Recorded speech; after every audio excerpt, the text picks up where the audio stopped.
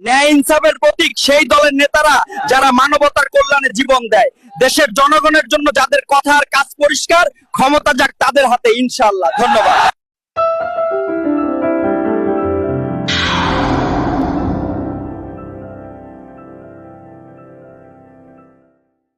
দেশবাসী, এইটা কি জানেন তো? Family card.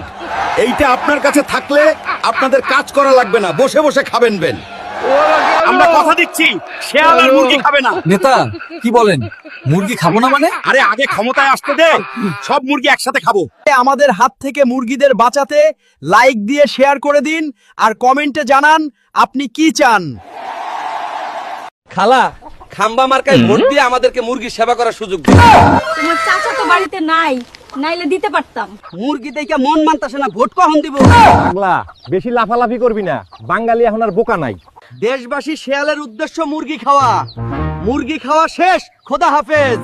ভোট যোগ্য ব্যক্তিকে দিয়েন। বিএনপি পরিবারের জন্য ফ্যামিলি কার্ড, কৃষকদের জন্য কৃষি কার্ড দিচ্ছে, বেকারদের জন্য কোন কার্ড দিবে? বেকারদের জন্য চান্দা তোলার কার্ড দিবে। ভোট চাওয়ার সময় তো রিক্সাওয়ালার হাত ধইরা কস, ভাই আমি আপনাকে লোক, আমারে ভোটটা দিয়েন।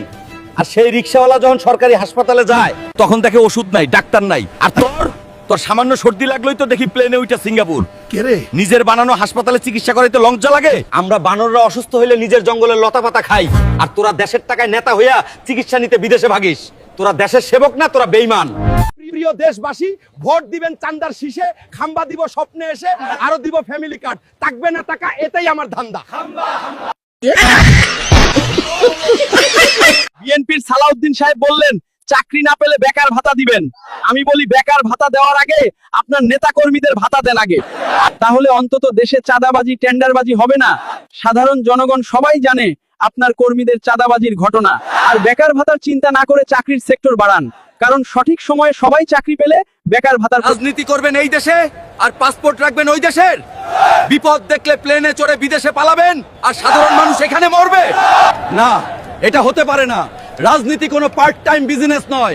যার দুই নৌকায় পা, সে দেশের বিপদে কখনো পাশে থাকবে না। দ্বৈত নাগরিকত্ব আর রিঙ্গন খেলাপিদের জন্য নির্বাচনের দরজা চিরতরে বন্ধ হওয়া দরকার। রমজানের আবশ্যিক পণ্যবাহী 600 জাহাজ সাগরেই দাঁড়িয়ে আছে, উদ্দেশ্য একটাই, বাজারে কৃত্রিম সংকট তৈরি করে চড়া দামে বিক্রি করা। রমজানের সময় অমুসলিম দেশে দাম কমে, আর আমাদের মতো মুসলিম দেশে রমজান মানেই সাধারণ মানুষের পকেট কাটার উৎসব।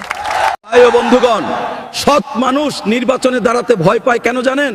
কারণ সে জানে এদেশের ভোটাররা আদর্শের চেয়ে সুবিধার কাঙ্গাল বেশি। আপনি যখন 500 টাকা বা একবেলা বিরিয়ানির বিনিময়ে ভোট বিক্রি করেন, তখন আপনি দেশ বিক্রি করেন না, আপনি নিজের আমানত বিক্রি করেন। আমরা দুর্নীতিবাজ নেতাকে গালি দিই, কিন্তু দিন শেষে আমরাই তাদের খুঁটি হয়ে দাঁড়াই, যাতে আমাদের ছোটখাটো অন্যায়গুলো তারা দেখেও না দেখার ভান করে। এই নোংরা চক্র ভাঙবে কে? এই চক্র শুধু আমি আপনিই ভাঙতে পারি, আর এর জন্য আমার আপনার সবার আগে ভালো হতে হবে। বিএনপি কেন বলতেছে জামাত ধর্ম বেচে রাজনীতি করতেছে? জামাত সারা জীবন ধর্মীয় রাজনীতি করতেছে, আর ভোটের আগে ধর্ম বেচা বিএনপি হয়ে গেল ওলিয়া ওলিয়া। ছাত্রদল সভাপতি বলতেছে শিবির নেতারা প্রত্যেকে 5-6টা করে ভুয়া আইডি চালায়। রাকিব হয়তো সেই আইডি গুলোর অ্যাডমিন, না হলে তো জানতো না। সামনে 12 তারিখ নির্বাচন। কিছু কিছু নেতা তাদের খোলস পাল্টে আমার মতো লেবাস ধরবে। তাদের এই লেবাস দেখে যদি ভোট দেন, তাহলে মারা খাইবেন এক হাত। পোশাক পরিবর্তন করে যেমন আমি মানুষ হতে পারবো না, তেমনি যেসব নেতার চাঁদাবাজি, দুর্নীতি আর টেন্ডারবাজি অভ্যাস, তারা যতই সাধুর বেশ ধরুক না কেন, তাদের স্বভাব কখনোই পরিবর্তন হবে না। তাই আপনার ভোটটা হোক ন্যায় ও ইনসাফের পক্ষে। ইনকিলাব জিন্দাবাদ। ভিডিওটি শেয়ার করে সবাইকে জানিয়ে দিন। ন্যায় ইনসাফের প্রতীক সেই দলের নেতারা যারা মানবতার কল্যাণে জীবন দেয়, দেশের জনগণের জন্য যাদের কথা আর কাজ পরিষ্কার, ক্ষমতা যাক তাদের হাতে ইনশাআল্লাহ। ধন্যবাদ।